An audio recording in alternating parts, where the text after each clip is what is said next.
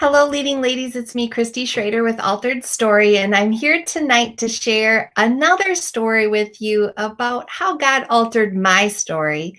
This is a series of 3 different chats that I'd like to have with you here on Facebook Live, and tonight is number 2. And tonight I am going to share with you the number one secret for how my life transformed, how my life changed forever. And I want to be able to share this with you because it took me quite a long time to figure this out and to learn this. And I don't think a lot of people know this. And so by sharing my story tonight, I encourage you to try to figure out what the secret is before I give it away. But I really think that you're going to walk away encouraged and inspired and hopefully equipped to go after God's very best for your life. So if you missed it yesterday, I spoke on Facebook Live. You can watch the recording. And I shared 3 tips for you to live with purpose. And a part of what happened with my story is that I went to a women's conference with my church, and God highlighted the issue of human trafficking to me for the first time. And during the course of that weekend, I really felt that he was asking me to travel to Moldova, Eastern Europe, to learn about this issue. And I was a stay-at-home mom, a pastor's wife. I did not have a lot of finances, but God really used the people in my life, in my church, a special friend, to help me to get to Moldova, Eastern Europe. And that's where I pick up my story tonight. I was able to fly to Moldova and land there and be able to greet my former youth pastor from when I was a teenager and had become a Christian under his ministry. He was now a missionary to Moldova, the poorest country in Eastern Europe. And for that reason, they were the number one exporter of humans going to other places, thinking that they're going to get a job in another country because they're so desperate for money. And it turns out to be something very different than what they planned on. And that's what human trafficking, we thought, was all about. Now we know it works a little bit differently sometimes in our modern day and age, and it even happens right where you are. And God has really grown my knowledge of this over the last 10 plus years. 2008 is when I learned about it. 2009 is when I traveled. And after I went to that conference, I came home, and as God really made it clear that, yes, I was supposed to travel to Eastern Europe with my friend Amy. Thank you, Amy. I ended up doing everything I could to learn about this issue. So I read books that I could find. I watched if there was any documentaries or movies. There was not a lot out at that time. But I had to look into newspaper articles because that's where we did start to hear about human trafficking. And the New York Times had an article about Moldova and how that was a hot spot for trafficking. And they highlighted a beautiful woman named Stella Rutaro and told her story about how she would put her number in bathroom stalls and women would call and say, "Can you please help me get out of this situation?" And she would go and take them and bring them to a place of safety. And I thought, I need to meet this woman, if at all possible. I mean, that's like a God dream. How would I ever meet this person? But I prayed that could happen. And I just kept that little article filed away and kept planning for this trip. And that included making appointments with different people.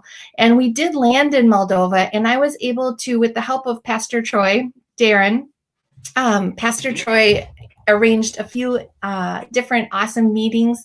And so I was able to interview an embassy official in Moldova for the USA who did not think trafficking was an issue at all over there, which was very frustrating because it is an issue. And then I was able to talk with nonprofit leaders, an orphanage leader, a nonprofit leader where they help street kids and kids that had been trafficked. I was able to speak with village pastors and find out just about how that is so terrible to get taken advantage of and then come back and then not be received back by your family because they're too ashamed of you. I was able to meet with the founders of Home of Hope, that was a trafficking safe house for women. And they allowed me to meet some of these women and some of these teenage girls that had been trafficked, that were now living in this safe house and trying to create a better life for themselves. And thank you, Lord, my dream came true and I was able to meet Stella Rutaro, and I just want to show you our picture. Here is me and Stella when I was able to interview her and her team about the issue of human trafficking. So God really allowed me to, number one, realize that He had a purpose for me to go to Moldova, Eastern Europe, and learn about trafficking. And number two, to pursue that dream. And I was able to achieve it, and it was so amazing.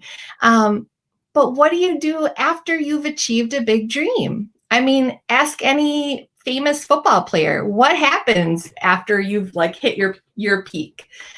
Well, for me, when I came back from Moldova, number one, I crashed because I had spent a whole year learning about really terrible things, and I just needed a break from learning about it and hearing about trafficking. But I did speak with my church and shared about the trip because those were the supporters, and I wanted to make sure they knew what we had been able to do and learn and see, and it changed my life forever. And I was able to take some time off from pursuing that dream, but I knew that God had led me here for a reason, and I didn't know what to do.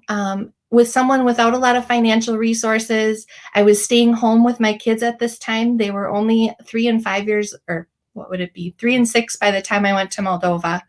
I just didn't know what I was supposed to do. And so I prayed this prayer: God, I don't know what I'm supposed to do, but please use me in whatever way that you can use me.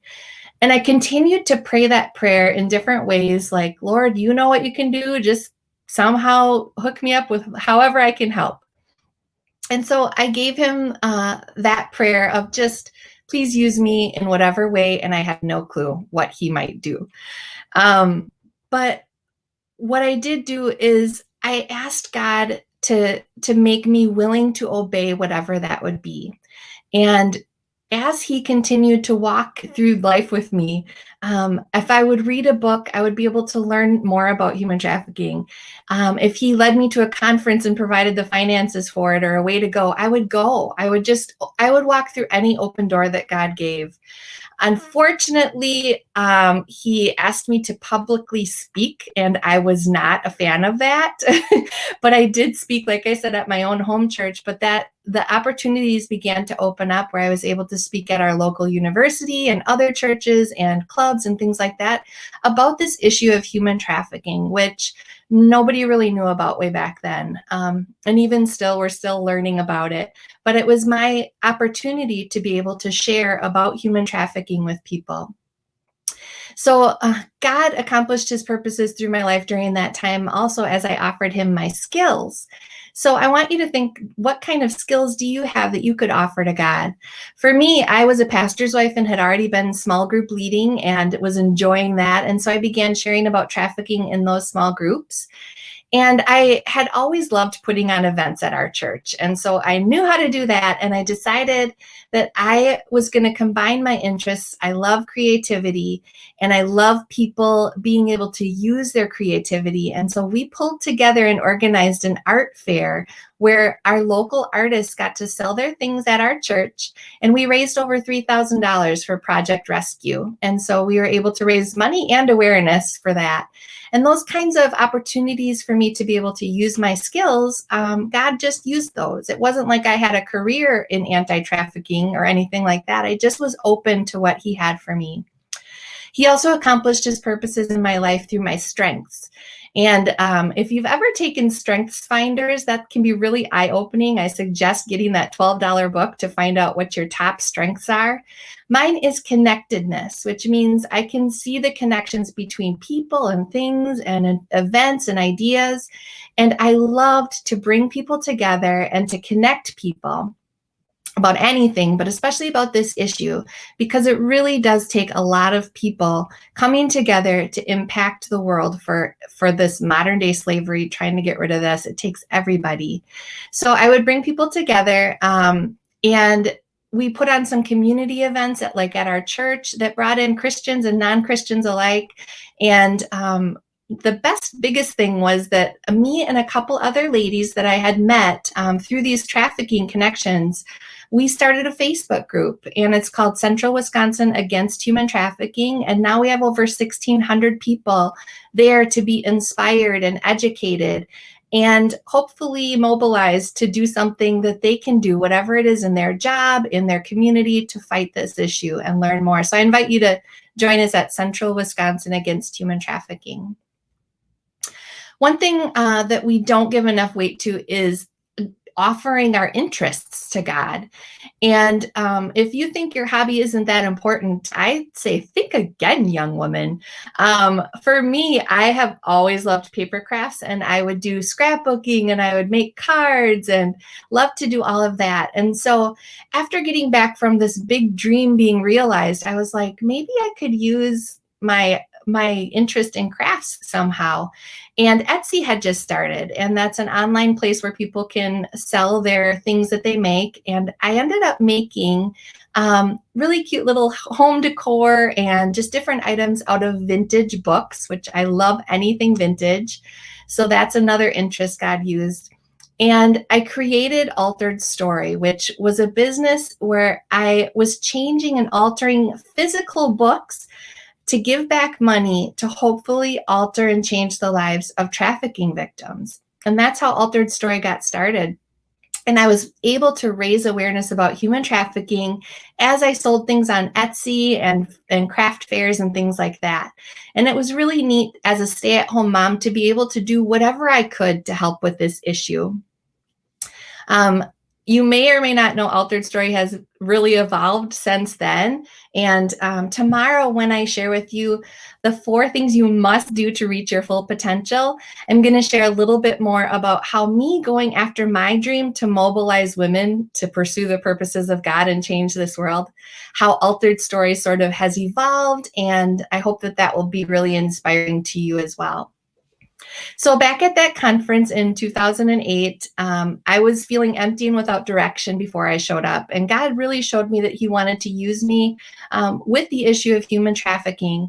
And I felt like I had a purpose. And for me, my love language is acts of service. And something clicked, and I just felt so loved by God that he would have a purpose for me. And I just thought that was so neat. But what happens after you finish that purpose, or you're not really sure what's next?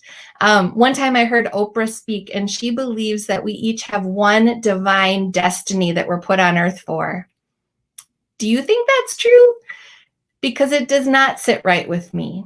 I don't believe that, because I just think back, like when I got back from Moldova, back from that realization of my big dream, when I wasn't sure what to do next, I just asked God to use me however he might use me. And I offered him that willingness to obey. And I offered him my skills, and I offered him my strengths, and I offered him my interests. You have all of that to offer him as well. And it looks very different than what I had.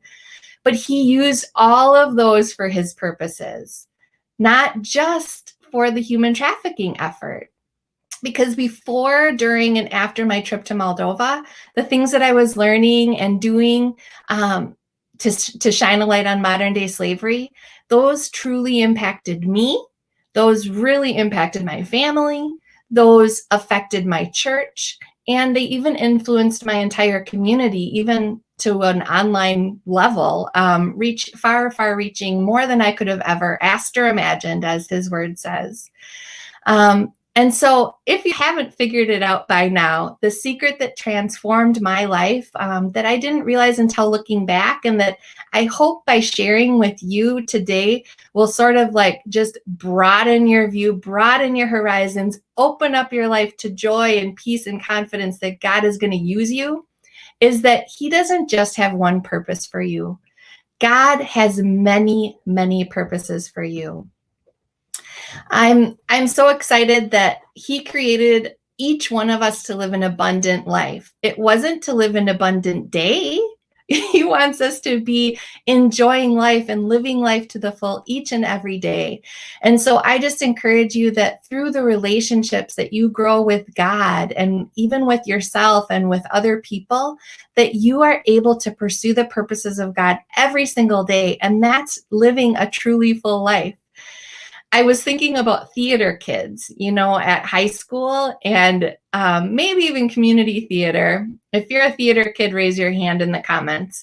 But I was in a few things myself. I wouldn't consider myself a theater kid, but what I do know about theater kids is that they just love like ramping up for the big shows, and like it's all momentum up until those few, maybe 4 or 5 shows if you're at a big high school, and you have all of these things, and then what happens?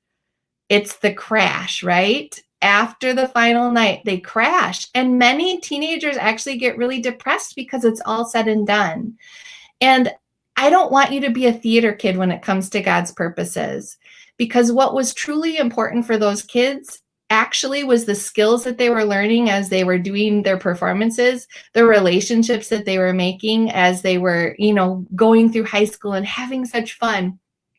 I don't want you to miss out on all those beautiful moments that God has for us.